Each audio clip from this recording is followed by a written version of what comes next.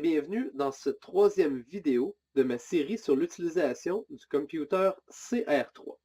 Dans cette vidéo, vous allez apprendre à calculer votre temps en vol en fonction d'une vitesse sol et d'une distance donnée, ainsi que votre consommation de carburant.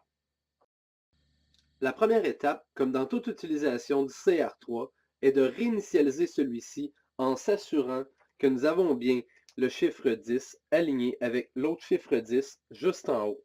Une fois ça fait, on va pouvoir inscrire notre vitesse sol sur l'arc extérieur de notre CR3, juste devant la flèche qui indique 1 heure sur l'arc intérieur.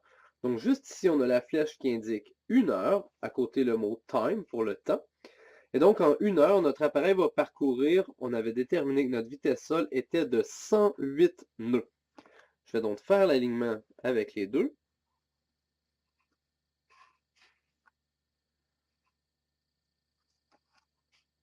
Et voilà.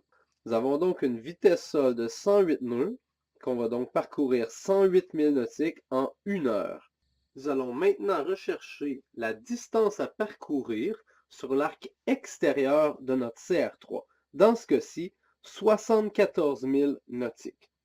Le 74 000 nautiques se trouvant juste ici, on peut donc lire sur l'échelle intérieure que la durée en vol sera d'environ 42 minutes. Maintenant que nous savons la durée du vol, nous pouvons faire le calcul de carburant. Pour ce faire, on doit déterminer combien de carburant notre aéronef consomme en 1 heure au vol de croisière à l'altitude spécifiée.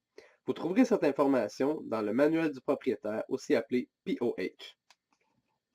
Dans ce cas-ci, notre aéronef a une consommation de carburant de 8,4 gallons à l'heure. Je vais donc aligner 8,4 sur l'échelle extérieure avec le temps 1 heure pour la consommation de carburant. Maintenant, tout ce que je dois faire, c'est aller rechercher sur l'échelle intérieure 42 minutes, qu'on trouvera juste ici, et lire sur l'échelle extérieure la quantité de carburant qui sera consommée. Dans ce cas-ci, nous aurons consommé 5,7 gallons de carburant pour notre vol.